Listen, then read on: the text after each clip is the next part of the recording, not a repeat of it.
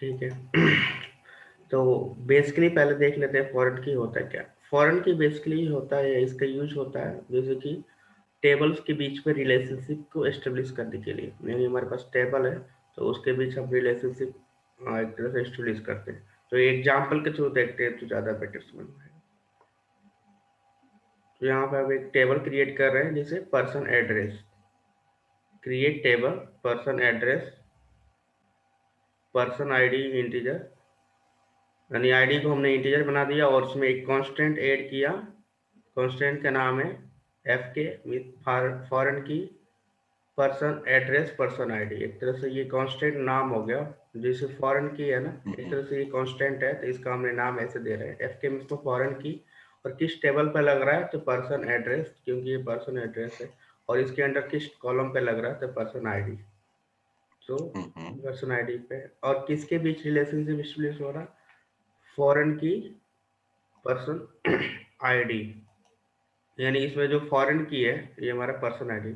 या तो हम डायरेक्टली यहाँ पे ऐसे भी लिख सकते हैं, एक दूसरा तरीका ये है और एक और तरीका, पहले इसको समझ लेते हैं। तो एक तरह से ये कांस्टेंट हो गया नेम, और फॉरेन की किस कॉलम पे लगाना है तो पर्सन आईडी पे, तो ये हो गया।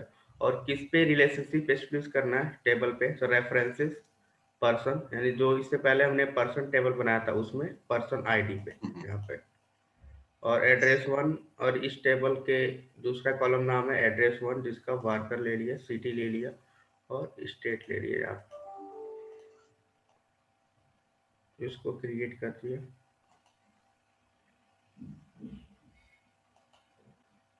तो एसक्यूएल बैच में जाएगा तो इसमें क्रिएट करेंगे। ये हो गया हमारा, क्रिएट हो गया। अब इसमें हम कुछ वैल्यू इंसर्ट कर रहे हैं, जैसे कि इंसर्ट इनटू पर्सन एड्रेस में जो भी हमने बनाया था 1, फिर से श्रीनगर हैदराबाद एपी। तो देखते हैं इसमें पर्सन आईडी में जाएगा फर्स्ट वाला वैल्यू, और एड्रेस वन में जाएगा ये वाला जाएगा एसआर नगर, और सिटी में जाएगा हैदराबाद, और स्टेट में जाएगा एपी। तो उसी के करस्पॉन्डिंग यहाँ पे वैल्यू है। तो इसमें ये सब कुछ, इसमें कितने 4 है, यानी सारी चीज़ें एक बार में हम इंसर्ट कर सकते हैं। सब कुछ हो गया यहाँ पे। अब सेलेक्ट इंसर्ट इनटू, एक बार देखते हैं कि कितना एड्रेस दोनों के बीच में।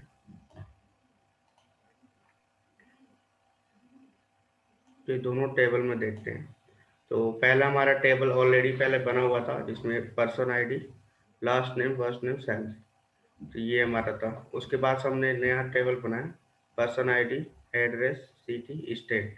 तो इसमें हमारा एड्रेस हो गया, सिटी हो गया, जो भी हमने इंसर्ट किया था अभी। अब इसमें हम ऐड कर रहे हैं। अब देखो इसमें प्रॉब्लम क्या है, जैसे 2 टेबल है, अब रिलेशनशिप इसमें हो गया। अभी चेक करना है इसमें कि हमारे पास फॉरेन की बना है कि नहीं। तो इसके यहाँ पे भी जा करके एसक्यूएल बैच ये, और इसके अंदर टेबल, और टेबल के अंदर हमारा ये कौन सा टेबल एक तरह से फॉरेन की। पर्सन टेबल का। तो यहाँ पे देखा जाए पर्सन आईडी 1 से लेकर 50 तक, पर्सन सॉरी 5 तक, पर्सन आईडी 1 से लेकर 5 तक, first last name, first name, salary. तो ये हमारा एड्रेस जो है, ये हमारा एक तरह से फॉरेन की तरह ट्रीट करेगा। ये हमारा एड्रेस वाला जो टेबल है फॉरेन की तरह ट्रीट करना। यहाँ पे पर्सन आईडी है तो इस पर्सन पर्सन का और भी एड्रेस हो सकता है, जैसे मल्टीपल प्लेस पे एड्रेस हो सकता है। या तो मान लो कि वो दिल्ली में रह रहा है, दिल्ली हो गया, और उसका जो होम टाउन है वहाँ पे भी हो सकता है। मान लो कहीं अदर जगह लोकेशन पे कहीं उसने जो भी लिया हुआ फ्लैट, तो उसमें भी हो सकता है।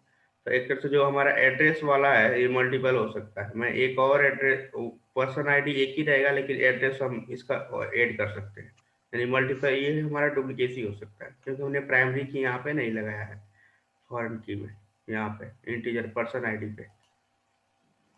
पर्सन आईडी बेसिकली फॉरेन की है इस टेबल में, है ना, पर्सन की एड्रेस के लिए, एड्रेस टेबल के लिए अंडर जो हम्म हमने एड पर्सन है ये फॉरेन की तरह ट्रीट करेगा। करेक्ट हम्म। करेक्ट।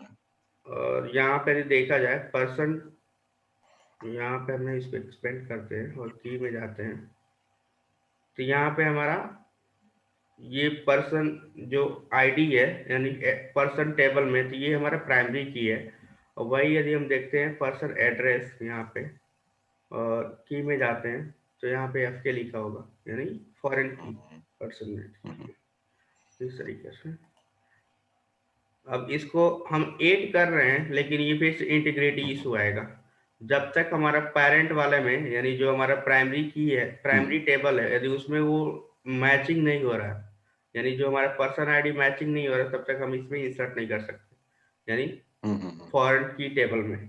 तो जैसे 8 है, क्योंकि 8 तो इसमें है नहीं, जो जो इसमें रहेगा पर्सन वाला टेबल में, बस उसी को ही हम फॉरेन फॉरेन वाला टेबल पे हम इंसर्ट कर सकते। 8 है, इसको हम यदि इंसर्ट करना चाह रहे हैं तो वैलिडेट करेगा रॉन्ग।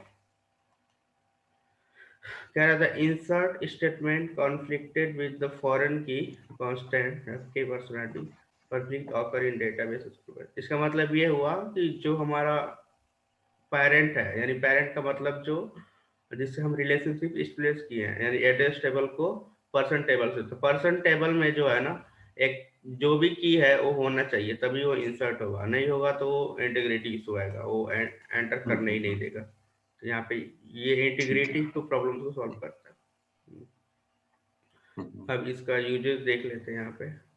जैसे ज्वाइन के थ्रू हम कैसे ले सकते हैं मेन यूजेज, यानी मल्टीपल टेबल है फॉरेन की से, तो उसको हम इसके तरह यूज कर सकते हैं, लेकिन ये आगे पड़ेगा, लेकिन फिर भी मैं समझा दे रहा हूँ कैसे ये एक तरह से क्वेरी है, दोनों टेबल से हम वो निकाले हैं डेटा। तो यहाँ पे सेलेक्ट पी क्या है, पी एक तरह से from person as A P, तो पर्सन का एज ए शॉर्ट फॉर्म दे दिया हमने पर पी एलियास।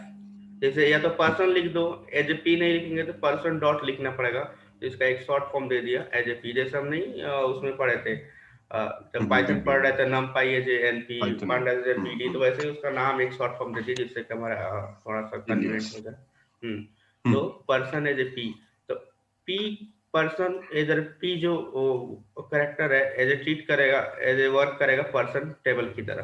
तो पी डॉट यानी पर्सन के अंदर जो भी कॉलम है, तो पी डॉट पर्सन आईडी, यानी पर्सन के पर्सन टेबल के अंदर पर्सन आईडी कॉलम है, फिर से पर्सन टेबल के अंदर फर्स्ट नेम हो गया, लास्ट नेम हो गया, और पर्सन टेबल के अंदर सैलरी हो गया। तो इसके रेफरेंस के बेस पे हम यहाँ पे इतने सारे कॉलम को लिए। और पी ए क्या हो गया, पर्सन एड्रेस, यानी दूसरे टेबल की बात कर रहे हैं यहाँ पे। तो from person as A P inner join. अब इनर ज्वाइन क्या होता है, एक तरह से ये ज्वाइनिंग होता है दो टेबल के बीच। और इनर ज्वाइन का मतलब ये हुआ दोनों टेबल में जो भी कॉमन रिकॉर्ड्स है उसको फेच करना, इनर ज्वाइन का मतलब। अब आगे पढ़ेंगे, बस एक तरह से ओवरव्यू बता दे रहा हूँ। इनर ज्वाइन जैसा लग गया, या तो ज्वाइन लगाओ इनर भी नहीं लिखो तो भी हो जाएगा। वैसे इनर ज्वाइन है तो कॉमन, यानी दोनों टेबल में कौन कौन से एक तरह से कॉमन रिकॉर्ड है, यानी दोनों में मैचिंग कौन सा रिकॉर्ड है उसको फेच करेगा इनर ज्वाइन का मतलब। फिर पर्सन एड्रेस, यानी दो टेबल है ना, एक तो पर्सन टेबल हो गया, एक पर्सन एड्रेस टेबल है, यानी दोनों के बीच कितने हमारे पास अब मैचिंग रिकॉर्ड है, बस उसको हमें लेना है। और इसका नाम है जो शॉर्ट फॉर्म दे दिया एज ए पी, पर्सन एड्रेस। और मैचिंग मैचिंग हमारा कॉलम कौन सा है दोनों में, आईडी आईडी, तो P dot person ID equal to P A dot person ID, यानी दोनों के बीच में एक तरह से मैचिंग, यानी आईडी जो है दो टेबल हो और दोनों में कोई ना कोई ऐसा कॉलम होना चाहिए जो मैचिंग होना चाहिए, तो तभी हम ज्वाइनिंग लगा सकते हैं, नहीं तो ज्वाइनिंग वर्क नहीं करता। तो ये जब ज्वाइनिंग क्लास में पढ़ेंगे तो पूरा अंडरस्टैंड करेंगे क्या क्या होता है, प्री रिक्विजिट क्या है, जैसे एक ओवरव्यू है। तो दोनों के बीच क्या हुआ, दोनों कॉमन कॉलम है, पर्सन आईडी पर्सन, इसके बीच रिलेशनशिप हो गया, और उसके बाद फेच करेंगे तो ये आ जाएगा डिटेल, यानी एड्रेस सिटी सारी चीजें यहाँ पे। Person ID first name name salary, जबकि ये दूसरे टेबल में एड्रेस वन सिटी था, तो फिर भी हमने ज्वाइनिंग के थ्रू उसमें से भी ले लिया, और पर्सन आईडी की मैच के बेस पे। स्टेट नहीं आया ना इसमें, स्टेट था तो ऊपर में। स्टेट यहाँ पे करेंगे तो आएगा, जितना हम लिखेंगे, तो अच्छा यहाँ पे अच्छा लिख अच्छा। दिए P A hmm. P A dot, यहाँ पे आ रहा है स्टेट,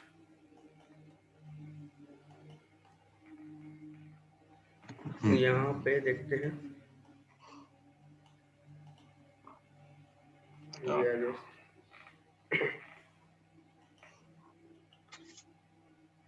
तो ये हो गया ज्वाइनिंग का। तो ज्वाइनिंग एक पूरा क्लास ही है, तो उसमें पूरा डिटेल है। तो यहाँ पे हमारा ऑफ हो गया, फिर से ये वैल्यू हम कर रहे हैं वही अल्टर टेबल।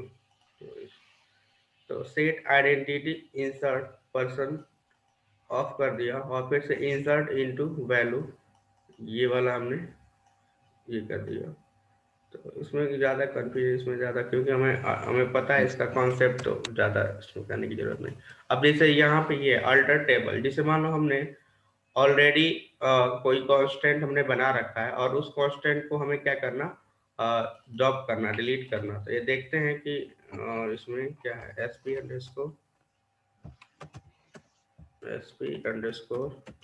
sp_हेल्प और पर्सन का नाम।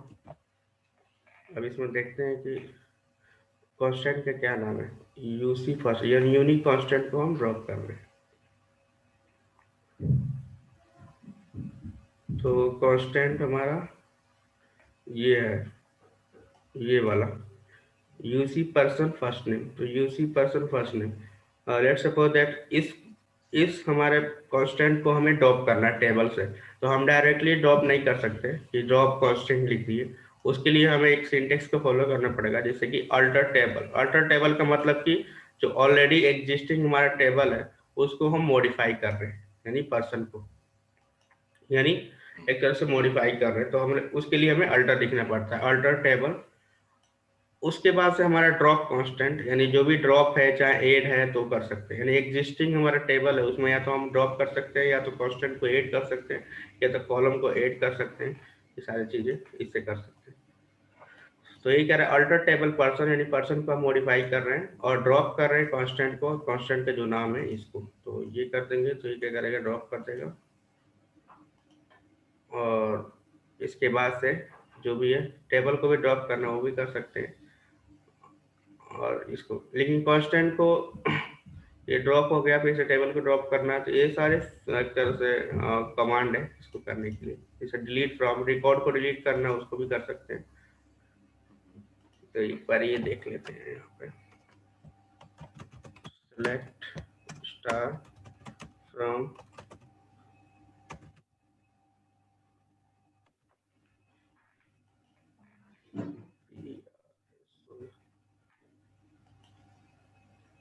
ये हमारा है। अब यहाँ पे कह रहा है डिलीट फ्रॉम पर्सन, तो यानी ये कह रहा है कि हमें डिलीट करना रिकॉर्ड, जहाँ पे हम डिलीट, ये रिकॉर्ड डिलीट करना जहाँ पे पर्सन आईडी हमारा 1 है। तो हमारा पर्सन आईडी 1 ये है। अब मैं ये कमांड चलाऊंगा तो ये करेगा, जहाँ पे मैचिंग होगा पर्सन आईडी 1 उसको क्या करेगा, डिलीट कर देगा रिकॉर्ड। तो ये लिखा है डिलीट फ्रॉम पर्सन, यानी पर्सन टेबल से मैं डिलीट करना है। क्या डिलीट करना, ये कंडीशन यहाँ पे है, वेयर, जहाँ पे पर्सन आईडी इक्वल टू 1। यहाँ पे ऐसे किया।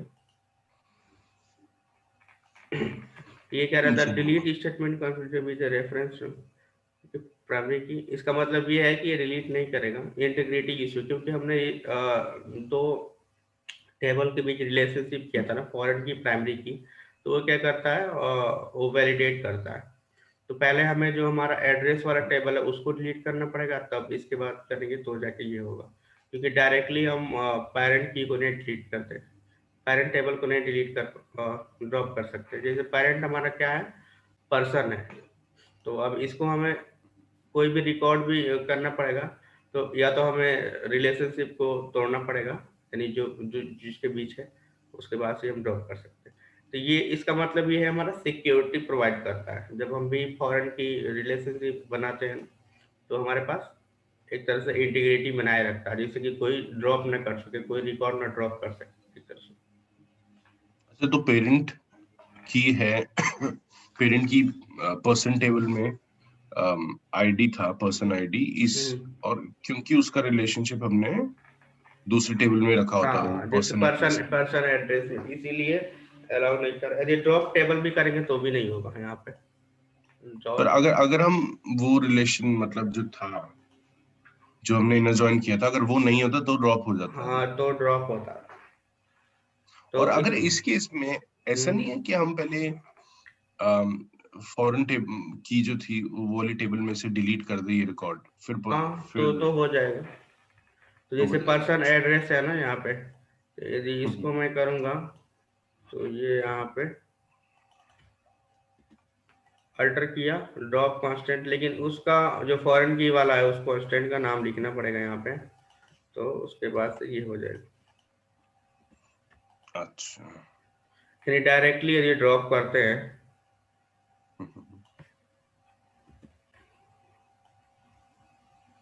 फॉरेन की वाला टेबल को पर्सन एड्रेस देखते हैं, ये ड्रॉप हो गया। अब हम करेंगे तो डिलीट कर देगा रिकॉर्ड को, क्योंकि ये हो गया, हमें फर्स्ट रिकॉर्ड करना है, तो यहाँ पे हो गया, क्योंकि हमने उस टेबल को ही ड्रॉप कर दिया पर्सन एड्रेस को, तो अब कोई भी रिलेशनशिप नहीं है, तो उसके बेस पे हम कर सकते हैं। तो अगर अगर इसी केस में हम ऑल्टर टेबल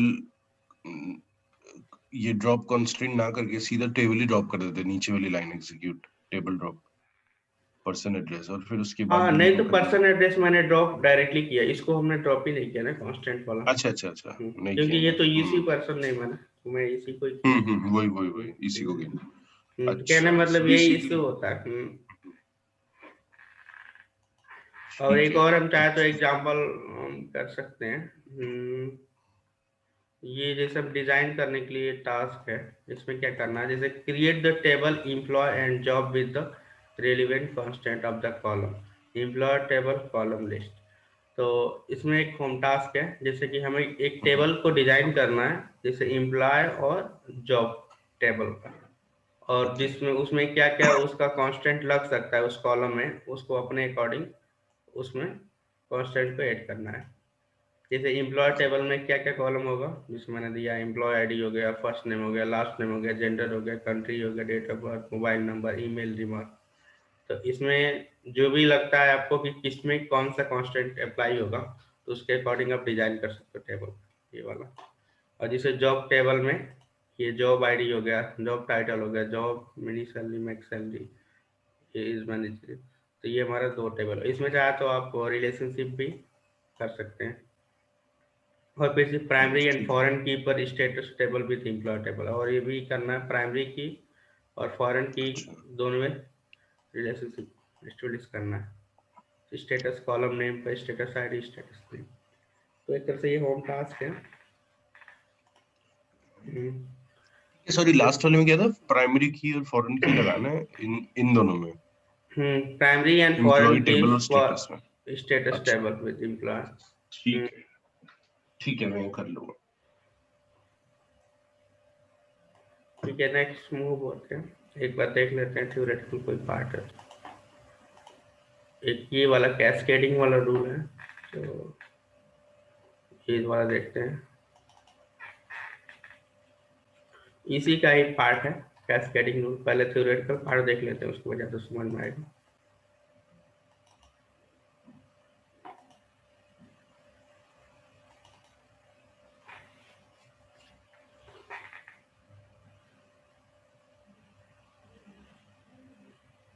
अब जैसे हमने फॉरेन की और प्राइमरी की बना दिया और उसमें से रिलेशनशिप एस्टेब्लिश किया, तो उसका और भी थोड़ा दो तीन फीचर होते हैं जो कि ऑटोमेटिकली आ जाते हैं, तो वो समझ लेते हैं।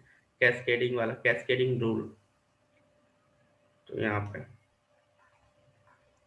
सारा नहीं, इसको देखते हैं। अब कैस्केडिंग रूल्स क्या होता है, कह रहा है foreign key constant are an integral part of the SQL server database engine, there are used to maintain the integrity among the related data in different steps while implementing update and delete operation on value in the parent table, a reference table with primary key, we have to consider the impact on related values in the child table.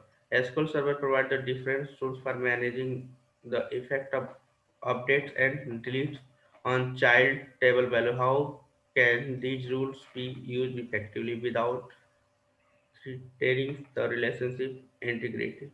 तो basically ये कह रहा है कि cascading rule होता क्या है, जैसे हम रिलेशनशिप एस्टेब्लिश करते हैं, जैसे पेरेंट और चाइल्ड। जैसे पेरेंट क्या हम मान सकते हैं, जैसे अभी हमने एग्जांपल लिया था, पर्सन एक पेरेंट की तरह ट्रीट कर गया, और चाइल्ड इसका हो गया एड्रेस। तो एक तरह से ऐसे हम समझ सकते हैं लेमन टर्म में, पेरेंट और चाइल्ड टेबल, जैसे पर्सन और person address.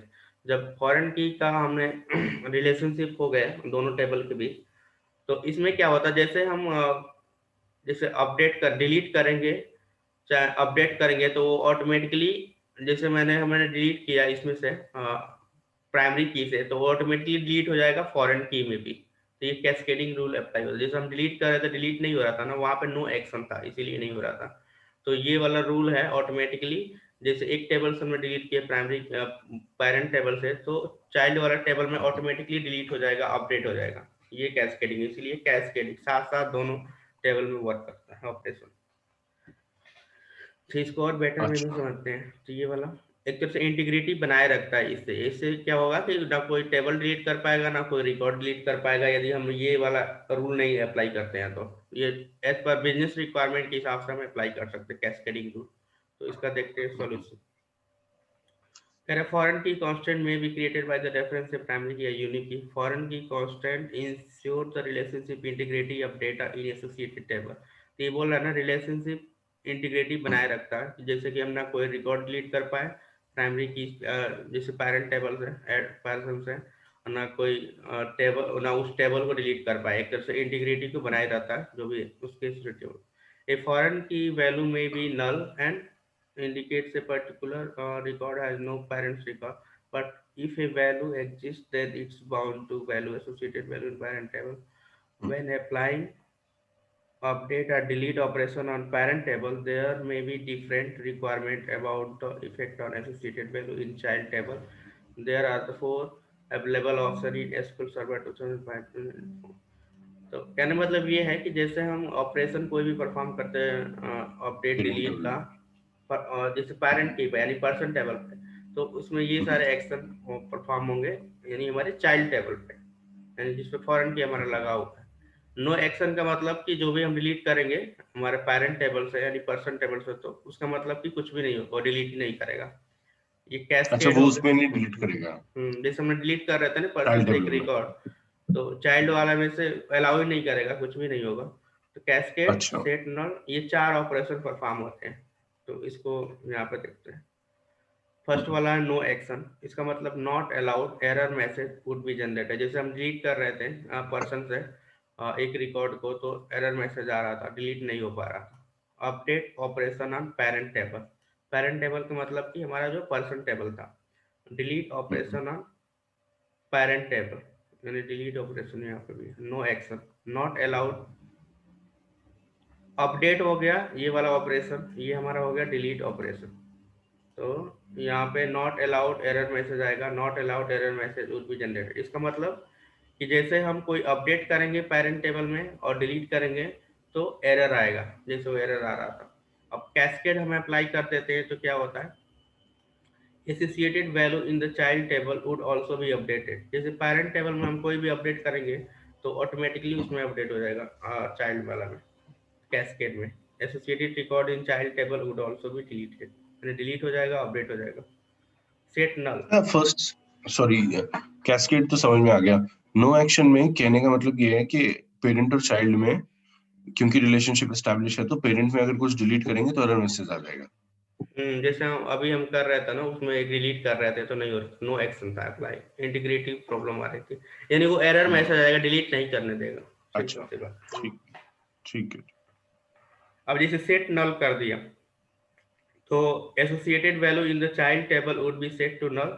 Foreign key column would allow the null value to specify this rule. तो इसमें क्या होगा, जैसे हमने डिलीट कर दिया पेरेंट टेबल से, तो वो क्या करेगा, जैसे चाइल्ड टेबल में वो क्या करेगा, नल कर देगा जहाँ पे डिलीट हुआ है हमारे पेरेंट टेबल से, और उसके जो करस्पॉन्डिंग वैल्यू है चाइल्ड टेबल में उसको नल एक तरह से सेट कर देगा अपडेट के केस में, और डिलीट के केस में भी नल कर देगा। और डिफॉल्ट वाले में यही है, एसोसिएटेड जो भी डिफॉल्ट रखेंगे, associated value in the child table would be set to the default value specified the column definition. Also default value should be present in primary key column, otherwise basic requirement of relationship would fail to operate the operation. इसको practically देखते हैं तो ज़्यादा better समझ में आएगा, बस एक थ्योरेटिकल कॉन्सेप्ट था, इसको देख।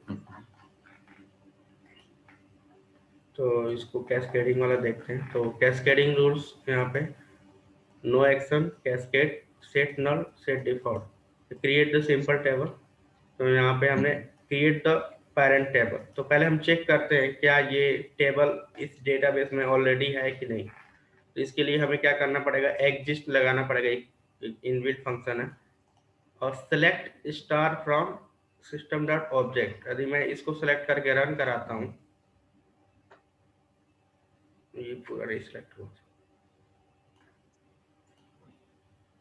तो ये हमारा जितने भी टेबल बना हुआ है इस डेटाबेस में, यानी एसक्यूएल सर्वर के डेटाबेस में, वो सारे चीजें सिस्टम का टेबल हो या हमने जो बनाया है उसका टेबल हो, ये सारी चीजें यहाँ पे शो होता है। और वेयर हमने यहाँ पे name equal to person and type equal to U का मतलब यूजर डिफाइंड टेबल, यानी हमने बनाया, ये सिस्टम टेबल है, यहाँ पे लिखा है ना टाइप डिस्क्रिप्शन, ये सिस्टम टेबल यानी सिस्टम के थ्रू ये बना हुआ है नेम, और अच्छा, हमारे थ्रू जो बना हुआ है वो पर्सन है। तो एक बार पी से देखते हैं। तो सिस्टम के थ्रू बना हुआ टेबल का क्या मतलब है? हमारे थ्रू तो पता ही है। सिस्टम का मतलब ये है कि जो भी वर्किंग हो रहा है ना, जैसे एसक्यूएल सर्वर जो भी क्वेरी रन कराते हैं, तो आप वो अच्छा अच्छा अच्छा, खुद ही टेबल इसका बना हुआ है। इनबिल्ट है, उसको फंक्शनलिटी रन कराने के लिए जो भी है वो सिस्टम से रिलेटेड है, तो उसको हम कर सकते हैं, इसी में दिखाता है पूरा। तो यहाँ पे हमारा पर्सन है, पर्सन टेबल, हम्म, ये पर्सन है, केवल पर्सन देखना है,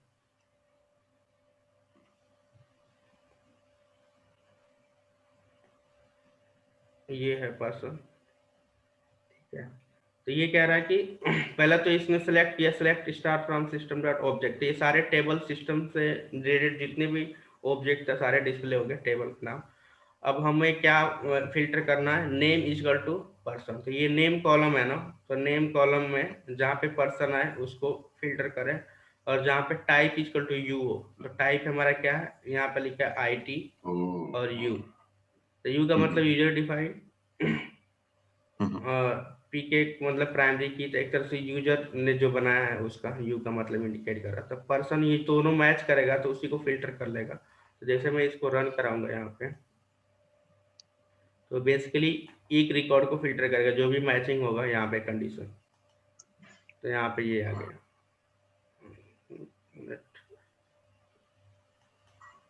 पर्सन यू टाइप।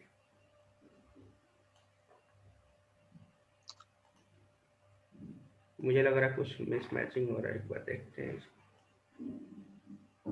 हम्म। इसमें एक बात समझनी है कि पी पर्सन के नीचे पी के अंडरस्कोर पर्सन, ये तो कोई टेबल नहीं हुई ना, ये तो प्राइमरी की हुई, वो टाइप में भी प्राइमरी की तो लिखा हुआ ये है। जो ऑब्जेक्ट कर रहा है ना, सिस्टम डॉट अच्छा, ऑब्जेक्ट, यानी ऑब्जेक्ट है सिस्टम में जितने भी सब कुछ है। ऑब्जेक्ट है उसके, तो ठीक है ये ठीक है ठीक पर्सन लिखा, पर्सन है, हमने पर्सन लिखा है। है। ओ, नहीं ठीक है, पर्सन हमने टेबल के बना रहे हैं यहाँ पे, एग्जिस्ट नॉट एग्जिस्ट, ठीक है पर्सन कर दे रहे हैं।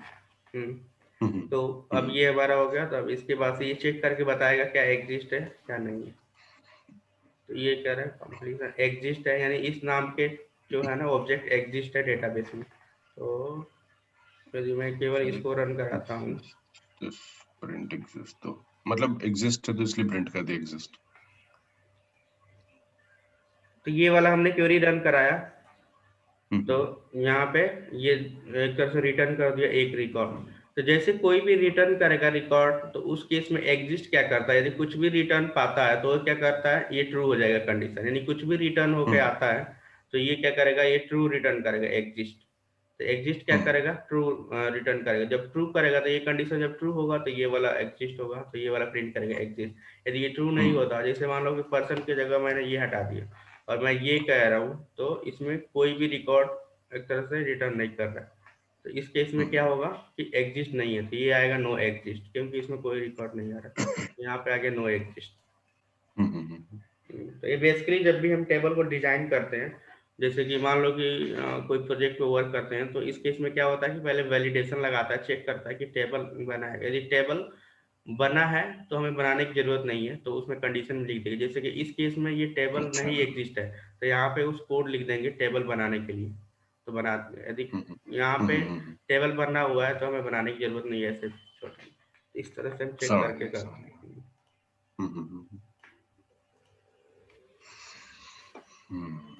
हम्म, और नेक्स्ट वही है, यहाँ पे क्या किया हमने, चेक किया एम्प्लॉयज नाम की कोई टेबल है क्या, एक तरह से सिस्टम एग्जिस्ट चेक करना, एम्प्लॉय नाम का कोई टेबल बना है, यदि टेबल बना है तो ये क्या करेगा, ड्रॉप कर देगा और फिर से नया टेबल क्रिएट करेगा।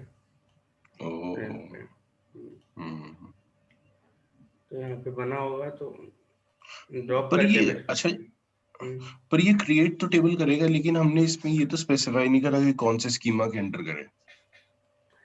तो स्कीमा बाय डिफॉल्ट डीव्यू लेता है ना, यदि हमें डीबीयू जरूरत लेगा, पड़ता अच्छा। है तो हम स्कीमा बना सकते हैं, अदरवाइज सारे अभी डीव्यू के अंडर ही करो। बाय डिफॉल्ट डीव्यू होता है, डेटाबेस ऑब्जेक्ट। यदि नहीं भी करेंगे तो बाय डिफॉल्ट वो डीव्यू ही ले लेगा, पिक कर लेगा।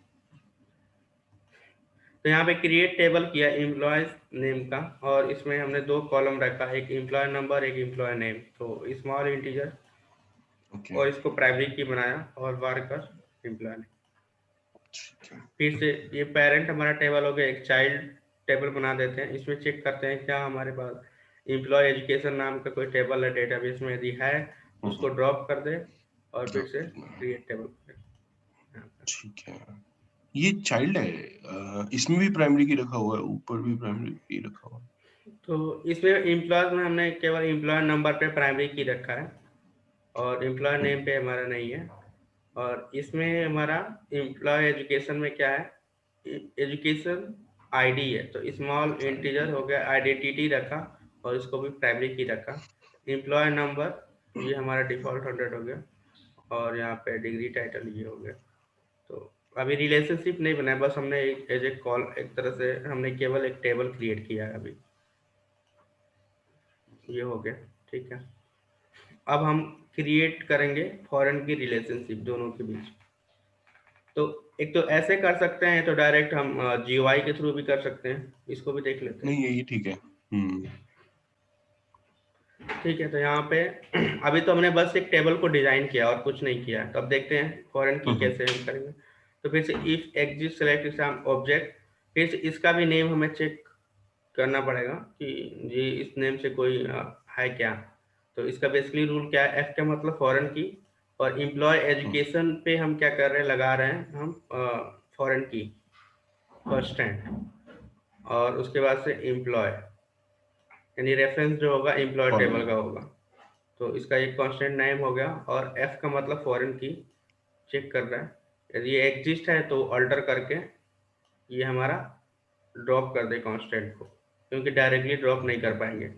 और उसके बाद से अल्टर टेबल, फिर से मॉडिफाई कर रहे हैं टेबल एम्प्लॉय एजुकेशन की, और फिर से हमने ऐड कांस्टेंट कर रहे हैं यानी फॉरेन की का। तो यहाँ पे ऐड कांस्टेंट फॉरेन की का नाम दे दिया, और फॉरेन की किस कौन से कॉलम पे लगाना है, एम्प्लॉय नंबर पे, और रेफरेंस कौन सा रहेगा टेबल का, एम्प्लॉय, एम्प्लॉय के एम्प्लॉय नंबर टेबल। थोड़ा सा कंफ्यूजन लग रहा होगा, लेकिन फिर से एक बार समझ लीजिए। तो ये तो एग्जिस्ट था, तो ये क्या करेगा, बेसिकली ये क्या कर रहा है, ड्रॉप कर रहा है। यदि ये हमारा ये एग्जिस्ट है फॉरेन की, तो ये क्या करेगा, उस टेबल से ड्रॉप कर देगा फॉरेन की को। अब नए सिरे से हम यहाँ पे मॉडिफाई कर रहे थे, इसको हमने रन कराया, तो ठीक है, ये हो गया। अब हम क्या कर रहे हैं, ऑलरेडी हमारे पास टेबल है एम्प्लॉय एजुकेशन, अब इसमें क्या करना, हमें फॉरेन की कांस्टेंट ऐड करना है। तो जो ऑलरेडी एग्जिस्टिंग टेबल है उसमें यदि हमें फॉरेन की ऐड करना हो, तो उसके लिए हमें पहले मॉडिफाई करना पड़ेगा टेबल को। या तो जैसे हम क्रिएट करते हैं उसी टाइम हम फॉरेन की बना दे तो भी चल, एक वे हो गया। सेकेंड वे ये हो गया कि जैसे हमने ऑलरेडी बना रखा है कोई भी टेबल, अब उसमें करना है तो हमें अल्टर टेबल करके करना पड़ता है, क्योंकि ऐसे अलाउ नहीं करेगा। तो अल्टर टेबल का मतलब मॉडिफाई कर रहे हैं हम, अल्टर टेबल एम्प्लॉय एजुकेशन यहाँ तक। अब कांस्टेंट ऐड कर रहे हैं, तो इसके लिए सिंटेक्स क्या, ऐड कांस्टेंट, और कांस्टेंट का यहाँ पे नाम दे दिया, और कौन सा कांस्टेंट है, फॉरेन की है, यानी ऐड कांस्टेंट, कांस्टेंट का नेम फॉरेन की और एम्प्लॉय नंबर, यानी एम्प्लॉय एजुकेशन में फॉरेन की लगा रहे हैं एम्प्लॉय नंबर पे। तो तो यहाँ एम्प्लॉइज क्या था यहाँ पे? एम्प्लॉय एजुकेशन तो टेबल हो गई, और एम्प्लॉइज क्या था? मुझे लगा था वो कॉलम है। तो कांस्टेंट हम ऐड कर रहे हैं, तो एक नया कॉलम ऐड करेगा ना यहाँ पे फॉरेन की का एम्प्लॉय नंबर, और फिर से रेफरेंस करेगा दूसरे टेबल में अच्छा, तो एम्प्लॉय फॉरेन नेम। की है ना, वहां से आया है। इसको अल्टर किया। अब देखते हैं सिलेक्ट स्टार फ्रॉम एम्प्लॉय, इसमें कोई रिकॉर्ड कुछ भी नहीं है इसमें, हम बस एक तरह से रेफरेंस। तो यहाँ पे हमारा टेबल हो गया, एक एम्प्लॉय बनाए थे हमने और एक एम्प्लॉय एजुकेशन बनाया था। तो ये एम्प्लॉय एजुकेशन है, तो इसमें देखते हैं कीज में, तो ये यहाँ पे प्राइमरी की लग गया, एम्प्लॉय एजुकेशन में से निकला, फॉरेन की लग गया एम्प्लॉय एजुकेशन में। तो यहाँ पे कॉलम देखते हैं कौन कौन सा है। तो एजुकेशन आईडी पे हमारा प्राइमरी की लग गया और यहाँ पे फॉरेन की लग गया एम्प्लॉय नंबर पे जो अभी हमने ऐड किया है, ये वाला, और डिग्री टाइटल, एजुकेशन आईडी यहाँ पे हमने ऐड किया ना ये वाला। तो इसमें ये वाला कॉलम नहीं था, जैसे कॉलम जो था एम्प्लॉय नंबर वाला कॉलम नहीं था जब हमने एम्प्लॉय एजुकेशन किया था, तो हमने कांस्टेंट ये ऐड किया है यहाँ पे, ऐड कांस्टेंट। तो यहाँ पे फॉरेन की एम्प्लॉय नंबर और रेफरेंस एम्प्लॉय नंबर, तो ये सिंटेक्स। यानी 2-3 तरीके से हम कर सकते हैं, तो जीयूआई के थ्रू भी कर सकते हैं, ऐसे भी कर सकते हैं जब बना अच्छा, रहे इसमें हम होते हैं। फॉरेन की तो ले आए हैं ईएमपी नंबर, पर प्राइमरी की कहाँ है यहाँ पे इस वाली टेबल प्राइमरी में? की जो है, ये हमारा जब बनाए थे ना हम एम्प्लॉय एजुकेशन, तो एजुकेशन आईडी को ही अच्छा हमने अच्छा, प्राइमरी की कर हाँ, दी है यहाँ पे। ठीक है। और ये जो हमने रेफरेंस क्या किया, एक तरफ रिलेशनशिप एस्टेब्लिश करने के लिए, जो हमारा एम्प्लॉय जो टेबल था दूसरा पहला वाला जो हमने बनाया था यहाँ पे, तो उसके अंडर ये एम्प्लॉय टेबल हमने क्रिएट किया था ना, इसके अंडर हमारा एम्प्लॉय नंबर कॉलम हो गया, एम्प्लॉय नेम। तो इस वाले कॉलम से हमने क्या किया, रिलेशनशिप एस्टेब्लिश किया यहाँ पे, रेफरेंस एम्प्लॉय एम्प्लॉय नंबर यहाँ पे। अब सिलेक्ट स्टार, इसमें कोई डेटा नहीं है, कह रहा है insert record in parent table. तो इंसर्ट इनटू एम्प्लॉय, तो हमने एम्प्लॉय टेबल में इतने रिकॉर्ड हम क्या कर रहे हैं, इंसर्ट कर रहे हैं। यानी 1 हो गया हमारा एम्प्लॉय आईडी, एम्प्लॉय नेम और यूनियन, ये सारे यूनियन का, यूनियन ऑल का मतलब सब एक ही बार में कंबाइन कर देगा, जैसे एक रिकॉर्ड हो अच्छा, गया अपेंड कर देगा एक तरह से। ओके। अब हम देखते हैं कि एम्प्लॉय में कितने रिकॉर्ड है। तो इतना एम्प्लॉय नंबर 1, जैसे ये हो गया 3 4 5, इतने रिकॉर्ड हमारा एम्प्लॉय में हो गया। अब insert record in child table, जैसे एम्प्लॉय एजुकेशन, तो इसमें सेलेक्ट 1 एमएस यूनियन सेलेक्ट 2। तो कहने मतलब इंसर्ट इनटू पहले लिखते थे, तो एक और मेथड ऐसे भी हम करके रिकॉर्ड को इंसर्ट कर सकते हैं, जैसे सेलेक्ट 1 आती, तो ये क्या हो गया, हमारा फर्स्ट रिकॉर्ड हो गया। अब यूनियन ऑल करेंगे तो ये क्या करेगा, ये कंबाइन कर देगा इसको भी। यदि मैं ऐसे करके करता हूँ यहाँ पे, तो इस तरीके से ये रिकॉर्ड जाएगा और उसको क्या करेगा, एक ही बार में इंसर्ट कर देगा, इंसर्ट इनटू एम्प्लॉय, एक बार कंबाइन कर दिया और एक ही बार में सारे रिकॉर्ड को इंसर्ट कर देगा इस तरीके से। और यहाँ पे हम चाइल्ड वाले में ये सब रिकॉर्ड इंसर्ट कर रहे हैं, तो एक बार ये भी देख लेते हैं। अब दोनों टेबल में देखते हैं कितना रिकॉर्ड इंसर्ट है, इसको बना। तो ये हमारा एम्प्लॉय, जो हमारा फर्स्ट वाला जो है एम्प्लॉय टेबल है, इसमें एम्प्लॉय नंबर 1 से लेकर 5 है और उसके करस्पॉन्डिंग नेम है एम्प्लॉय नेम।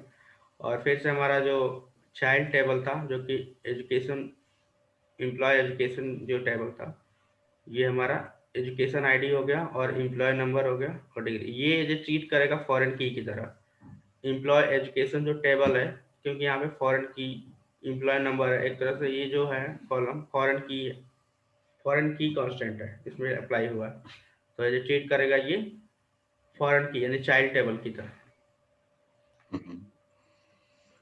अब हम अप्लाई करते हैं जो भी कैस्केडिंग रूल था।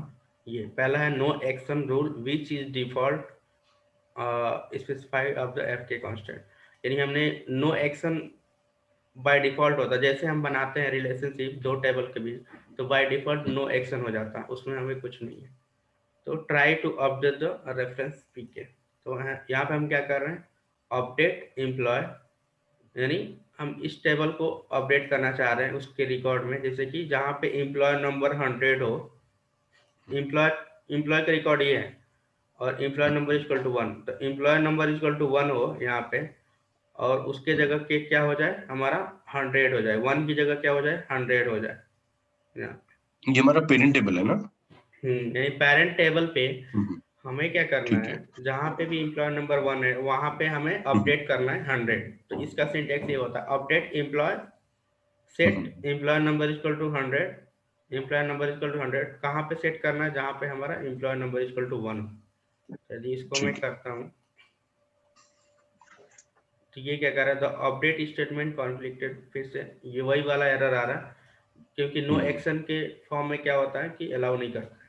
The update statement conflicted with the reference constant FK employ education employ, the conflict correct in database. इसका मतलब कि जैसे रिलेशनशिप हमने बनाया था फॉरेन की का, जैसे एफके वाला, इसके वजह से ये हो रहा है, यानी नो एक्शन है automatically. Try to delete, delete करने के भी यदि ट्राई करते हैं यहाँ पे वही, तो डिलीट क्या कर, delete from employ where employ equal to, जहाँ पे हमारा एम्प्लॉय नंबर 2 है उसको डिलीट करना है, तो भी ये क्या करेगा, डिलीट नहीं करना, वही एरर आ रहा है।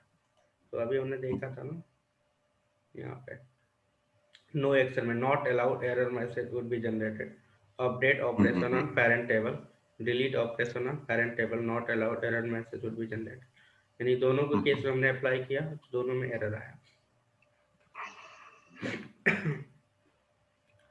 तो अब क्या करेंगे, यहाँ पे ये नहीं हो पा रहा डिलीट का भी, तो चाहे तो हम ड्रॉप कर देंगे दोनों table, drop table employ education. अब सेकंड वाला रूल को अप्लाई, क्योंकि वहाँ पे हमें अप्लाई करना पड़ेगा कैस्केडिंग वाला, बाय डिफॉल्ट हमने बनाया था तो नो एक्शन आ गया, एक यहाँ पे ड्रॉप कर दिया दोनों। तो सबसे पहले ये हमें सॉरी हमने हम्म ये पेरेंट और चाइल्ड दोनों टेबल ड्रॉप कर दिए यहाँ पे। तो यहाँ पे एम्प्लॉय एजुकेशन पहले ड्रॉप करना पड़ेगा, क्योंकि पहले एम्प्लॉय करेंगे तो नहीं ड्रॉप होगा। तो सबसे पहले हमें ओके। चाइल्ड वाला को ड्रॉप करना पड़ेगा और एम्प्लॉय को भी करेंगे। अब फिर से कैस्केडिंग, कैस्केड रूल हमें अप्लाई करना है, तो फिर से वही है, सारे सिंटेक्स वही है जैसे पहले हमने बनाया था, क्रिएट टेबल एम्प्लॉय, ये सारी चीज़ें। पहले चेक करेगा कि टेबल है कि नहीं, टेबल नहीं है तो नया टेबल बनाएगा, एम्प्लॉय नंबर एम्प्लॉय का, ये हो गया, बन गया।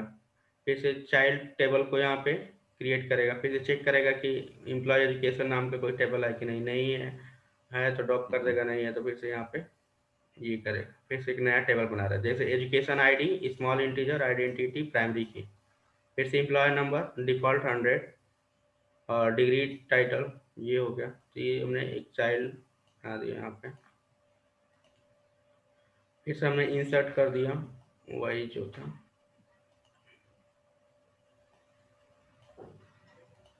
दोनों को चेक कर रहे हैं कि इसमें रिकॉर्ड क्या है। फिर से फॉरन क्रिएट द एफ के रिलेशनशिप, दोनों के बीच पहले चेक कर रहे हैं क्या नाम कोई अवेलेबल है क्या इस डेटाबेस में, यदि है तो ये क्या करेगा, ड्रॉप कर देगा कांस्टेंट, वैसे तो है नहीं, तो इसको रन कराए ना कराए, लेकिन फिर भी एक रन करा लेते हैं। फिर से अल्टर टेबल एम्प्लॉय एजुकेशन, इस पे एड कांस्टेंट, इसे एफ के एम्प्लॉय एजुकेशन एम्प्लॉय फॉरेन की का नाम हो गया, और फॉरेन की एम्प्लॉय नंबर एक एड हो गया कॉलम, और रेफरेंस क्या हुआ, एम्प्लॉय से हो गया, एम्प्लॉय नंबर से। अब यहाँ पे थोड़ा सा सिंटेक्स माइनर चेंज है, तो यहाँ पे हम क्या कह रहे हैं, ऑन डिलीट। तो यहाँ पे पहले तो बाय डिफॉल्ट नो एक्शन आ रहा था, तो थोड़ा सा सिंटेक्स में चेंज है, on delete cascade on update cascade. इसका मतलब हम कैस्केड वाला रूल अप्लाई कर रहे हैं, तो ऑन डिलीट पे हम कैस्केड लगा रहे हैं, फिर से ऑन अपडेट पे, यानी अपडेट पे कैस्केड लगा रहे हैं, यानी डिलीट पे कैस्केड है और अपडेट पे कैस्केड है। तो यहाँ ऐसे हमारा इसका सिंटेक्स ये है, ऑन डिलीट कैस्केड फिर से ऑन अपडेट कैस्केड, फिर से गो, ये जैसे हम कांस्टेंट ऐड करते हैं एक्सक्यूट। और फिर से दोनों में हम चेक करते हैं यहाँ पे। हम्म तो यहाँ पे बस यही डिफरेंस है, सब कुछ पहले जैसा था, बस यहाँ पे एक सिंटेक्स यहाँ पे डिफरेंस है, ये वाला। तो दोनों में ये है। अब देखते हैं ऑपरेशन परफॉर्म करके, चाहे to update the reference primary key, यानी हमारा पेरेंट की में हम क्या कर रहे हैं, अपडेट कर रहे हैं, जहाँ पे हमारा एम्प्लॉय नंबर 2 है, यानी पेरेंट में फर्स्ट वाला टेबल में 2 के जगह हम क्या कर रहे हैं, 200 अपडेट कर रहे हैं। तो इस केस में अच्छा, हमारे पास देखते हैं कि चाइल्ड में भी हो जाएगा ना। चाइल्ड में क्या हो रहा है, 2 की जगह ये भी हो जाएगा 200, एम्प्लॉय नंबर जहाँ जहाँ 2 है। तो एक बार चेक करते हैं यहाँ पे इसको, ठीक है। अब दोनों को यहाँ पे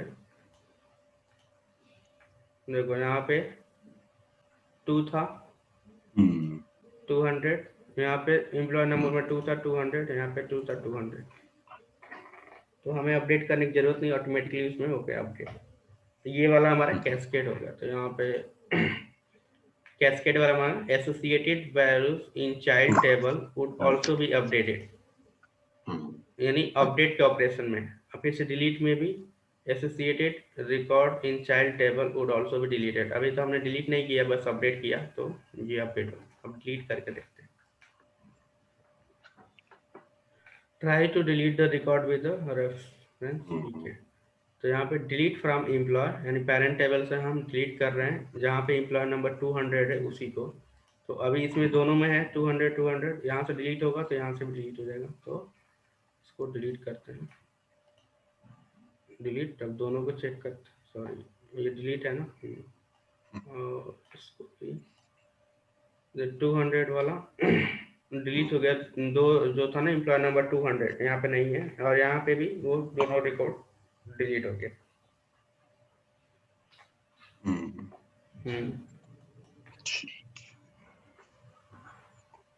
तो ये क्या हुआ हमारा, ये था अपडेट वाला, कैस्केड वाला। तो यानी कहने मतलब ये है कि जो पेरेंट टेबल में जो भी ऑपरेशन परफॉर्म करेंगे, तो हमारा चाइल्ड टेबल में ऑटोमेटिकली वो डिलीट हो जाएगा। जैसे अपडेट कर रहे हैं तो डिलीट अपडेट हो जाए, डिलीट कर रहे हैं तो डिलीट हो जाए, यानी चाइल्ड से ऑटोमेटिकली हो जाता है, वहाँ पर जाके हमें कुछ करने की जरूरत नहीं। अब फिर से यही ड्रॉप कर दिया, वही सारे सेम, बस थोड़ा सा ये है कि इसको क्या करेंगे, यहाँ से लेकर के बस ये सब कुछ सेम है जो प्रीवियस वाला हमने देखा था। रिकॉर्ड दोनों में हमने इंटर किया और यहाँ पे एग्जीक्यूट करा दिया, दोनों आ गया। और फिर से क्रिएट द फॉरेन की रिलेशनशिप, तो यहाँ पे हमें थोड़ा सा देखना पड़ेगा। एड कांस्टेंट, ये नेम हो गया, फॉरेन की हमारा एम्प्लॉय नंबर, एक कॉलम एड हो गया, रेफरेंस एम्प्लॉय नंबर। और फिर से वही है, ऑन डिलीट सेट नल, वहाँ पे क्या था, कैस्केड था, यहाँ पे ऑन डिलीट कैस्केड था, और यहाँ पे हमने क्या कर दिया, सेट नल कर दिया, ऑन अपडेट सेट नल कर दिया, यानी कैस्केड की जगह बस हमने सेट नल कर दिया। प्रीवियस वाले में कैस्केड था, उसके रिप्लेस करके सेट नल कर दिया। तो इस केस में हमारा ये वाला हो गया। अब दोनों में चेक कर रहे हैं रिकॉर्ड, ये हो गया। अब try to update the reference primary key, यानी हम अपडेट कर रहे हैं जहाँ पे एम्प्लॉय नंबर 1 है उसकी जगह 100 आ जाए। तो इस केस में क्या होगा, जो हमारा चाइल्ड टेबल है उसमें नल सेट हो जाएगा ऑटोमेटिकली। तो यहाँ हमारा 1 जहाँ पे है, 1 यहाँ पे है, एम्प्लॉय नंबर 1 जहाँ पे है चाइल्ड टेबल में, कॉलम एम्प्लॉय नंबर में, वहाँ पे नल हो जाएगा सेट। तो मैंने इसको किया और इसको मैंने फिर से चेक किया, तो यहाँ पे 1 की जगह 100 था, तो यहाँ पे नल हो गया। फिर से डिलीट कर रहे हैं, तो 2 को डिलीट करना है यहाँ पे, तो पेरेंट टेबल्स का 2 डिलीट होगा, लेकिन चाइल्ड में क्या होगा, फिर से नल ऑटोमेटिकली सेट हो जाएगा।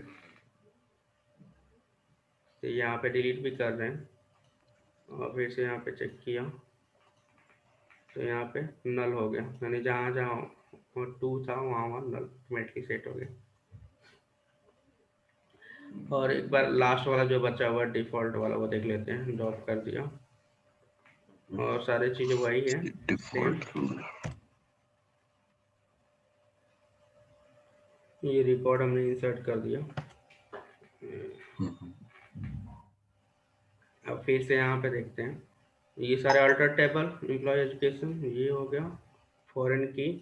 अब बस यहाँ पे ऑन डिलीट पे क्या किया, सेट डिफॉल्ट कर दिया हमने, यहाँ पे ऑन डिलीट सेट नल की जगह बस सेट डिफॉल्ट कर दिया। यहाँ पे भी ऑन अपडेट पे सेट डिफॉल्ट कर दिया, तो जो भी डिफॉल्ट है वैल्यू वो ऑटोमेटिकली आ जाएगा। तो एक बार चेक करते हैं इसमें, एक बार रन कराते हैं इसको। इसमें हमने कुछ डिफॉल्ट तो दिए नहीं।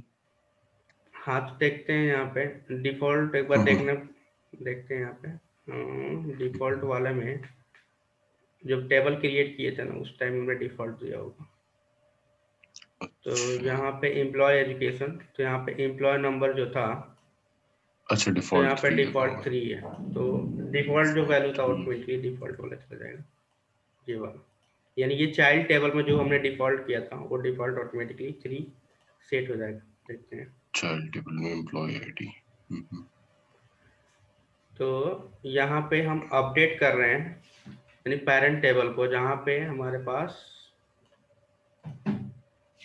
1 की जगह हम 3 की जगह क्या कर रहे हैं, 100 कर रहे हैं। तो 3 यहाँ पे है तो यहाँ पे 100 हो जाएगा यानी पेरेंट टेबल में। क्या हो गया? Foreign key constant update statement configure with foreign key constant.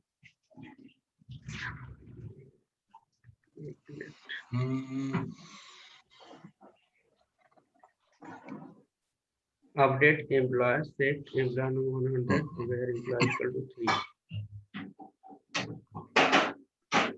इसको हमने रन कराया तो ऑलरेडी है।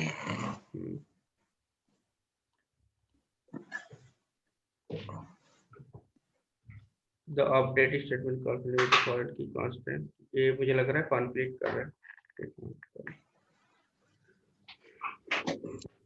ऊपर वाला रन नहीं होगा सर।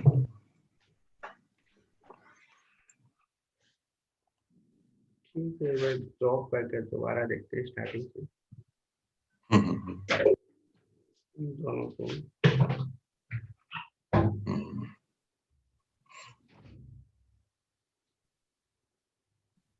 ये हमने इंसर्ट कर दिया दोनों में,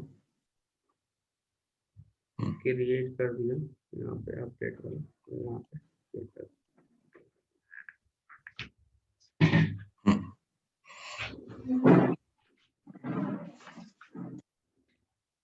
एक बार देखते हैं क्या क्या रहेगा। Update statement conflicted with the foreign key constant.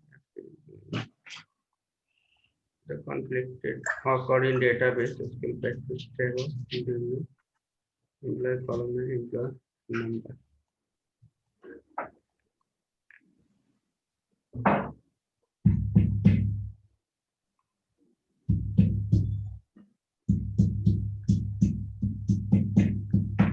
यहाँ पे employee number small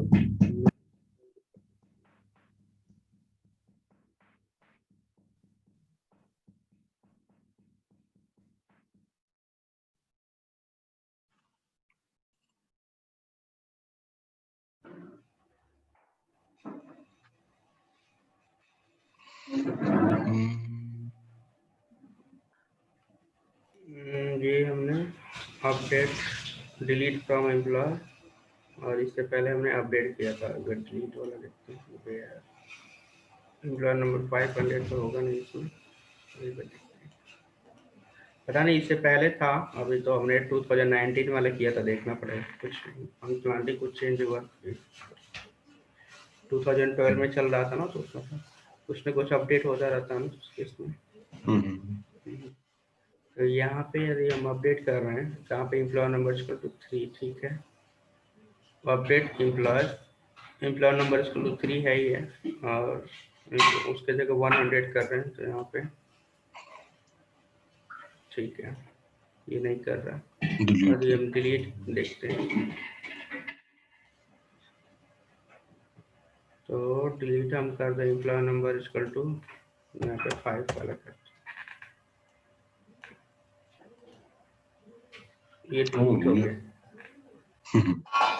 ये मुझे लग रहा है अपडेट वाला वर्क नहीं कर रहा। डिलीट किया तो 5 वाला डिलीट किया था तो 5 की जगह यहाँ पे 3 कर दिया, यानी करेक्ट। अच्छा, तो ऊपर में भी एक बार ही एम्प्लॉय नंबर चेंज करके देखिए अपडेट वाले में। अपडेट वाला में हम करते हैं एम्प्लॉय नंबर इक्वल टू 3 है, एम्प्लॉय नंबर EMPNO ठीक तो है, और इसको 2 पे जगह दे।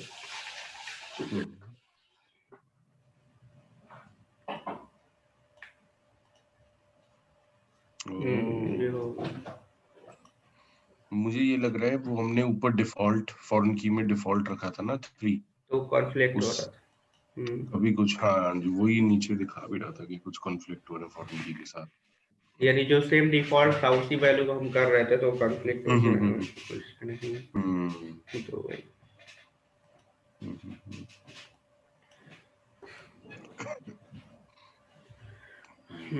ठीक है। तो ये हमारा कैस्केडिंग वाला रूल था। जैसे हम डिजाइनिंग करते हैं तो ऐसे हम ऑटोमेटिकली क्या क्या हो सकता है इंटरनली, ये सब रूल का सेट डिफॉल्ट। अच्छा, जैसे अगर ये मैं अपने एंड पे देखूंगा ये क्वेरी जो लिखी हुई सारी कैस्केडिंग रूल्स वाली, तो मतलब आप ये अपडेट करोगे ये इसमें शीट को रेफर कर पाऊं इस क्वेरी को देखते हाँ, हैं। इसमें मैं क्या कर रहा हूँ ना कि ये तो मैं वो सब कुछ उसमें रख दूंगा ना, और जो भी स्टडी मटेरियल है वन ड्राइव पे। तो आप क्या करोगे, अच्छा जो अच्छा। हमारा एडवेंचर वाला है तो अपने अकॉर्डिंग आप देख सकते हो कि कैसे है। जैसे एक एग्जांपल के थ्रू देखते हैं, यहाँ पे मैं एग्जांपल बन, जैसे रिलेशनशिप हमें एस्टेब्लिश करना है तो पहले टेबल देखते हैं, हमें पहले अंडरस्टैंडिंग करना पड़ेगा और डेटा थोड़ा सा, टेबल डेटा।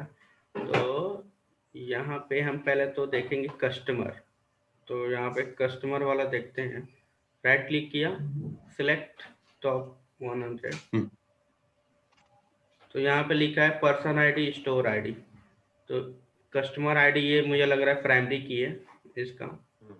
इसको डिजाइनिंग में जाएंगे तो पूरा पता चल जाएगा कि एक्चुअली में क्या क्या है। यहाँ पे क्या है, एरिज टॉप 200 स्क्रिप्ट डिजाइन,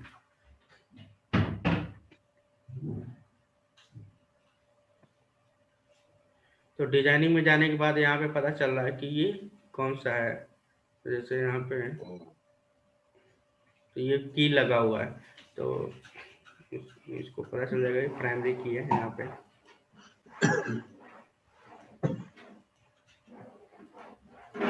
अच्छा, इसमें की लगा हुआ है पर प्राइमरी है या? एक मिनट, इसको हमें राइट क्लिक करते हैं, तो यहाँ पे ऐसे जो साइन कर रहा है ना, तो एक तरह से ये इंडिकेट करता है कि प्राइमरी की है। तो एक तरह से ये क्या है, हमारा प्राइमरी की है। जिसे राइट क्लिक करते हैं ये आ जाएगा, ये सेट प्राइमरी की, ये प्राइमरी की है। पर्सन आईडी स्टोर आईडी ये सब कुछ यहाँ पे ये है। अब जैसे हमें रिलेशनशिप चेक करना है कि हमें रिलेशनशिप कैसे बनाना आता है, एक हमारे पास ईआरडी डायग्राम आता है। जैसे कि कई बार कॉम्प्लेक्सिटी ज़्यादा हो जाती है मल्टीपल टेबल में, हमें रिलेशनशिप स्टेब्लिश करने के लिए, तो हमारे पास एक इसमें टेबल में यहाँ पे एक ईआरडी डायग्राम आता है। तो एक मिनट, इसमें देखते हैं advance graph external file table system,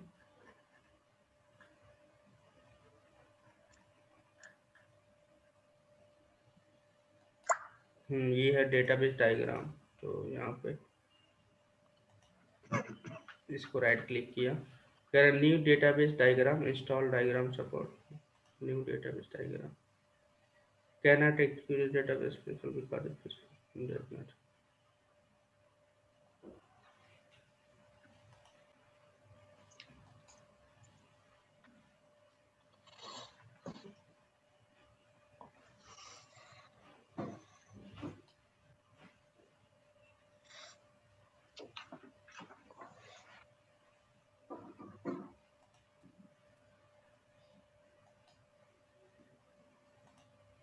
इसको देखता हूँ ईआरडी वाला, क्योंकि इसमें 2019 वाला में उसमें जैसे क्या होता है कि जैसे हम पावर बीआई चाहे कोई भी करते हैं ना, जो बहुत सारे टेबल होता है उसमें रिलेशनशिप चेक करते हैं कि कैसे एस्टेब्लिश एक अच्छा दूसरे अच्छा, से। तो वाला इसमें भी शो करता है वो? वो एक बार देखता हूँ उसमें, कि अभी तो इसमें ऑप्शन नहीं आ रहा। ईआरडी वाला देखता हूँ किसमें है, चेक करूँगा। ओके।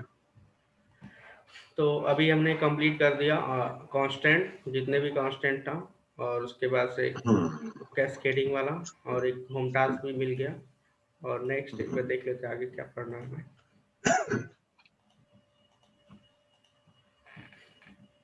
अब ये नॉर्मलाइजेशन रिलेशनशिप इन डेटाबेस, तो अब हमें यहाँ पे थोड़ा सा कॉन्सेप्ट थ्योरेटिकल पार्ट देख लेते हैं, तो रिलेशनशिप वाला। अच्छा, ये वही आ गया पावर बीआई जैसे जैसे 1 to कि 1, 1 to what many। Is the relationship in database and type of relationship. तो यहाँ पे लिखा है relationship works by the matching data in key column, usually column with the same name in both table. In most cases the relationship matches the primary key from the one table, which provide a unique identifier for each row with an entry in the foreign key in the order table. तो यहाँ पे there are 3 types of relationship, 1 to 1 relationship. तो यहाँ पे देखा जाए 1 to 1 relationship husband wife, तो यदि इसमें बात किया जाए 1 to 1 रिलेशनशिप जैसे डेटाबेस में, तो ये हमारा एक तरफ से कस्टमर हो गया। तो कस्टमर का डिटेल होगा एक टेबल में, जैसे यूनिक कस्टमर का जैसे नेम हो गया, उसका आईडी, कस्टमर आईडी हो गया, थोड़ा सा कुछ मेल हो गया, एक तरह से ये हो गया एक टेबल में। और जैसे जो ऑर्डर करता है, नहीं तो ये ऑर्डर करेगा तो चाइल्ड वाला रिलेशनशिप हो जाएगा। तो ये कस्टमर 1 to 1 रिलेशनशिप। तो 1 to 1 रिलेशनशिप में हम ऐसा रिलेशनशिप जिसमें दोनों सेम ही हो। तो जैसे कस्टमर आईडी हो गया और प्रोडक्ट हो गया, तो इसका 1 to 1 में एक कस्टमर के नहीं, वैसे एक तो सिंपल एग्जांपल है, जैसे कि दोनों मल्टीपल नहीं हो सकते, हस्बैंड और वाइफ का है तो 1 to 1 हो गया रिलेशनशिप, जिसमें दोनों में किसी में भी डुप्लीकेसी नहीं आ रहा। तो इस तरीके से, तो जैसे मान लो कि ये हो जाएगा, जैसे कस्टमर आईडी हो गया और एक हमारा कोई एड्रेस प्रूफ आईडी हो गया, क्योंकि एड्रेस प्रूफ आईडी तो जैसे आधार कार्ड आईडी हो गया, तो वो हमारा ये होगा ना, क्योंकि दोनों एक ही है, क्योंकि डुप्लीकेसी नहीं होगा दोनों के बीच में। तो ऐसे कर सकते हैं, एक में कस्टमर आईडी हो गया और कस्टमर का एक आधार, जैसे जो भी आईडी से रिलेटेड जो डिटेल है उसमें आ जाएगा, तो उसके बीच में करेंगे तो हमारा 1 to 1 हो जाएगा।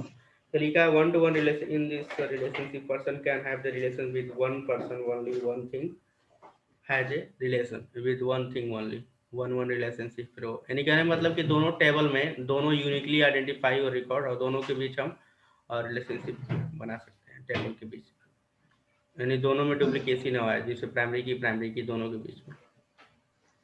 जैसे 1 to many, जैसे अभी हमने देखा था 1 to many का मतलब कि जैसे कस्टमर आईडी हो गया और कस्टमर कितने ऑर्डर किए, तो इसका मतलब कि कस्टमर आईडी तो उसका डिटेल एक रहेगा, और एक कस्टमर बहुत सारे ऑर्डर कर सकता है, तो ऑर्डर जो करने वाला ऑर्डर टेबल होगा वो एक तरह से चाइल्ड टेबल हो गया, और एक तरह से पेरेंट वाला जो होगा, जो कस्टमर का डिटेल होगा, जैसे एज हो गया और उसका कस्टमर आईडी हो गया, नेम हो गया, इस तरह से। तो एडवेंचर में है, मुझे लग रहा है ना, कस्टमर आईडी हो गया और ऑर्डर हो गया, तो वो दोनों के बीच रिलेशनशिप करेंगे, तो ये हमारा हो जाएगा 1 to many to 1 रिलेशन, यानी 1 to many हो जाएगा। और फिर से मेनी टू मेनी रिलेशनशिप, तो जैसे वीडियो है, एक वीडियो हम कुछ भी यूट्यूब पर अपलोड होता है, तो मल्टीपल वीडियो हम भी अपलोड कर सकते हैं, मल्टीपल कस्टमर भी देख सकते हैं। तो ये मेनी टू मेनी रिलेशनशिप, यानी दो टेबल है, तो इस टेबल से भी हम रिलेशनशिप बना सकते हैं, और इस टेबल जो दूसरा टेबल है उससे भी कर सकते हैं, यानी दोनों मल्टीपल हो सकता है। जैसे वीडियो कोई भी अपलोड होता है यूट्यूब पे, तो जो वीडियो अपलोड करने वाला है वो भी तो बहुत सारे अपलोड कर सकता है, वीडियो मेनी कर सकता है, और जितने भी वीडियो अपलोड करेगा उसके करस्पॉन्डिंग कस्टमर भी होंगे मेनी, तो ये होगा many to many relationship. Many to many relationship with the consultant, जैसे वीडियो कैसे रेंटल कर दिए विद द कस्टमर, तो ये हमारा 3 रिलेशनशिप है। एक 1 to 1 हो गया रिलेशनशिप, 1 to many हो गया, जैसे फॉरेन की जब करते हैं 1 to 1, और यहाँ पे मेनी टू मेनी। तो इसमें आपको दिखा दे रहा है एग्जाम्पल, पावर क्वेरी में है ना, मैं दिखा रहा हूँ कैसे एक्चुअल में पावर क्वेरी में है, right right. Training power BI data model,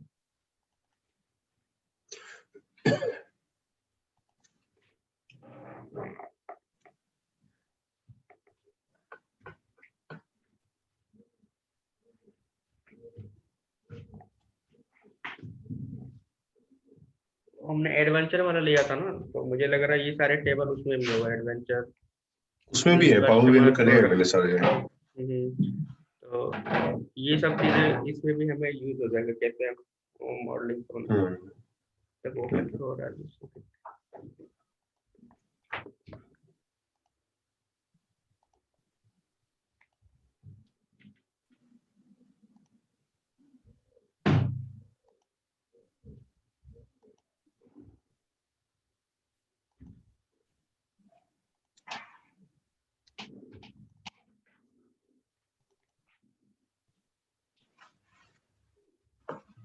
Cascading adventure schema,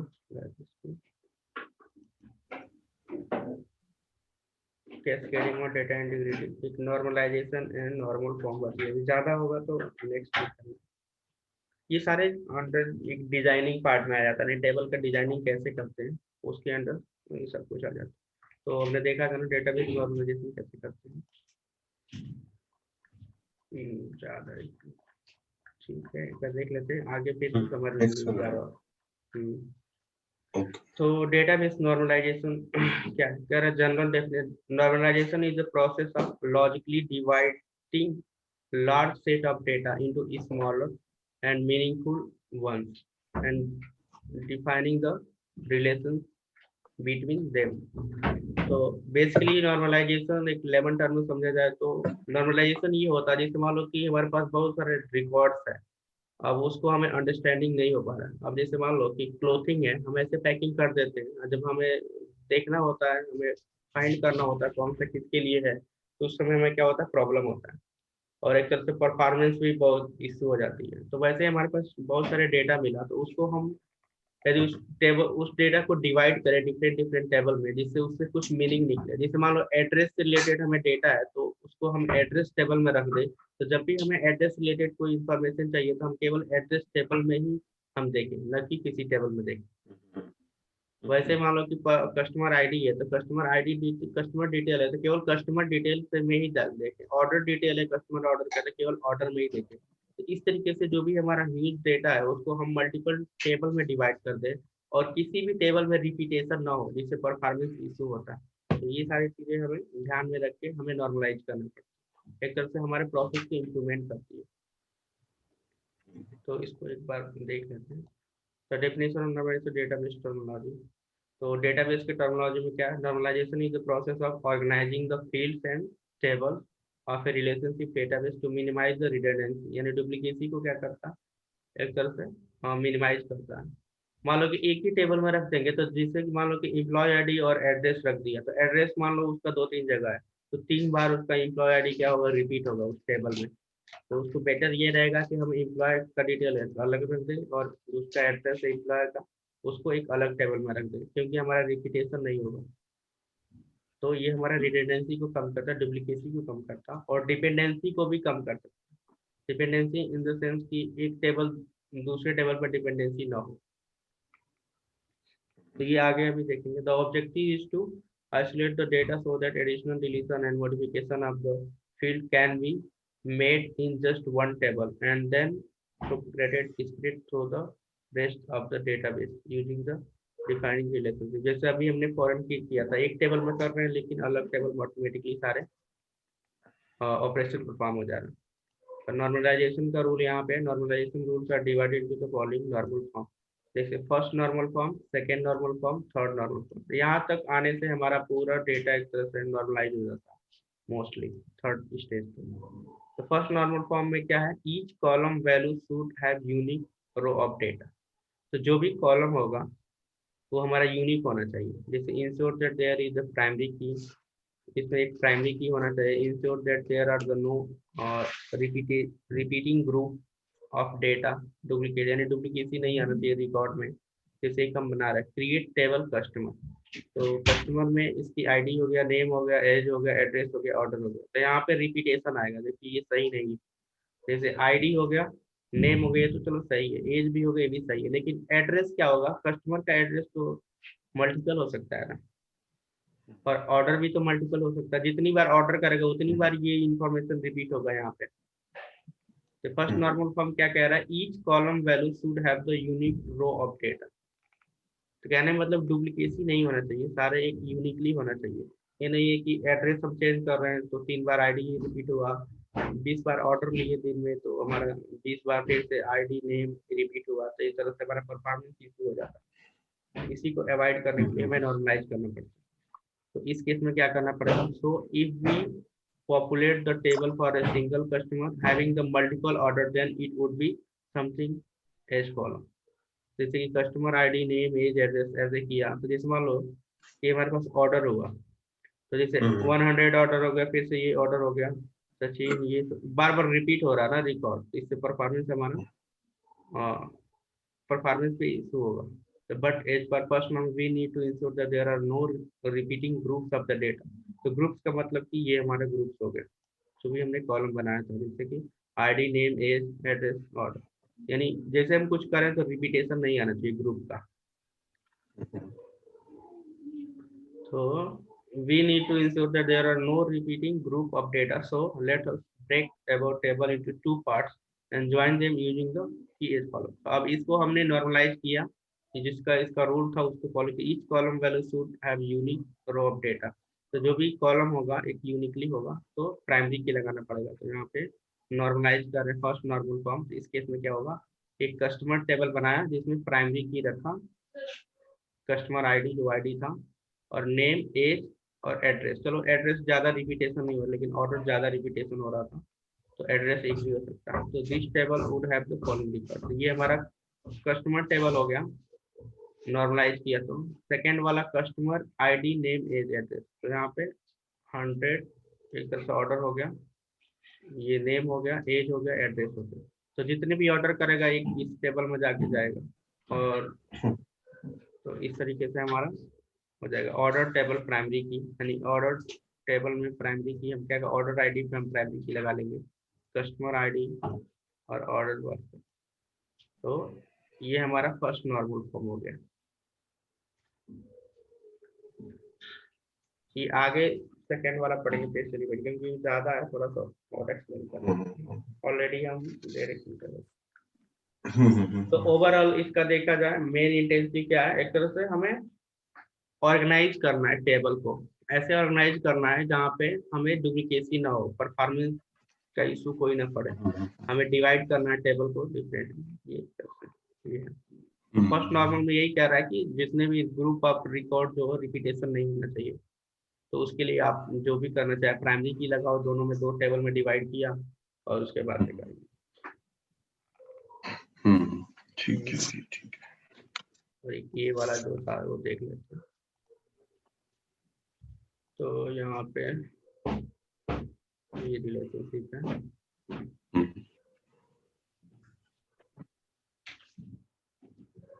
ठीक है. तो यहाँ पे जो हम देख रहे थे ना, 1 to many, many to many. तो यहाँ पे ये हमारा कस्टमर हो गया. तो ये कस्टमर हो गया. तो ये हमारा 1 हो गया, 1 टेबल हो गया. लेकिन यहाँ पे सेल्स जो हो रहा है, ऑर्डर हो रहा है, मेनी हो रहा है. तो 1 to हमारा मेनी हो गया. यहाँ पे जैसे स्टार का मतलब कि ये मल्टीपल रिकॉर्ड रिपीट हो रहा है इसके अगेंस्ट में. 1 to मेनी, ये भी जैसे यहाँ पे हाईलाइट कर रहे हैं 1 to मेनी. अब मेनी टू मेनी देखा जाए तो डायरेक्ट कनेक्ट नहीं होता. तो ये भी 1 to मेनी हो गया. अब इसमें देखते हैं ये भी 1 to, ये भी सब सेम है. मेनी टू मेनी, वो मेनी टू मेनी कनेक्ट करने के लिए ऐसे करना पड़े. जैसे कि हमारा ये रिटर्न वाला है, ये हो गया. लेकिन रिटर्न वाला को हमें इससे कनेक्ट करना है क्योंकि मेनी टू मेनी होगा. इस केस में डायरेक्ट नहीं कर सकते, तो उसके लिए हमें दूसरे टेबल का सपोर्ट लेना पड़ता है.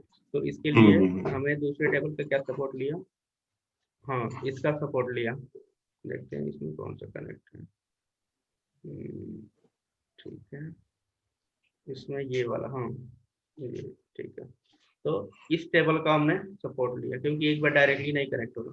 तो यहाँ पे जैसे मैंने इसको किया तो प्रोडक्ट की और इसमें भी प्रोडक्ट की है. तो ये प्रोडक्ट की से इसमें हो गया और फिर से इसमें हो गया प्रोडक्ट की यहाँ पे हो गया क्योंकि मेनी डायरेक्ट करेंगे तो नहीं होगा प्रोडक्ट की. तो ये हमारा एक तरफ से मेनी टू मेनी वर्क करता है, लेकिन डायरेक्ट करेंगे तो नहीं होता रिलेशनशिप. तो क्योंकि ये सारे मेनी टू मेनी इसके हो गया.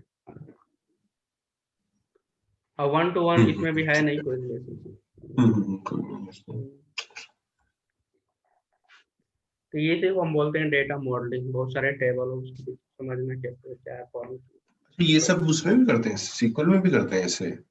सीक्वल में ERD डायग्राम होता है, लेकिन अभी अच्छा, देखना पड़ेगा वो मुझे देखो. क्योंकि ठीक 2019 अपडेट हुआ था. तो कहने मतलब कि जैसे हम बनाते हैं तो इसे जैसे मान लो कि फॉरेन की हो गया, प्राइमरी की हो गया. तो सबसे पहले हमें ये भी नहीं पता होगा कि क्या होगा. जैसे हमने पढ़ लिया तो उसको पता चल गया कि हाँ ये की होता है कैसे. क्या है। right. अब इसको हमें समझना हो तो टेबल में जाएंगे, जैसे कि इसमें गए तो यहाँ पे हमें, लेकिन इसमें भी हमें पता नहीं होता है कि कौन सा कॉलम पे कौन सा की लगा हुआ है। हम बस इसको डेटा को देख के हमें पता करना पड़ेगा क्या है, क्योंकि जब रिलेशनशिप बनाते हैं ना यहाँ पे हमें पता चलता है कि कौन सा की है। यदि मैं इसको राइट क्लिक किया और डिलीट हाइड इस पे किया, प्रॉपर्टीज, तो इसमें टेबल आएगा। तो यहाँ पे टेबल आ गया, यहाँ पे दिया है ना मेनी टू वन, तो ये सारे चीज रिलेशनशिप यहाँ पे है। Many to one, one to one, one to many, many to many, ये जितने रिलेशनशिप हमें पढ़े रखा था, इसको बोलते हैं कार्डिनॉलिटी। कार्डिनॉलिटी, तो ये क्या है, इसी के अंदर हमें समझना पड़ा। Many to one, one to one, तो अभी हमने by default many to one लिखा है, तो यहाँ पे सिंगल का, तो यहाँ पे दिया बोथ टेबल। तो इस तरीके से यहाँ पे हम कर, तो यहाँ पे भी ये सोच रहे हैं कहाँ पे हमारा प्राइमरी की लगा हुआ है, तो यहाँ पे भी हम आइडेंटिफाई नहीं कर पा रहे। तो ये तो बस हमें डेटा को देख के आइडेंटिफाई करना पड़ेगा किसमें प्राइमरी की। यहाँ पे लिखा है ना एज्यूम द इसेंशियल इंटीग्रिटी, जो फॉरेन की और ये वाला है, तो यहाँ पे भी दिया है। वही सारे चीजें। ठीक है, नेक्स्ट क्लास देखते हैं कि क्या।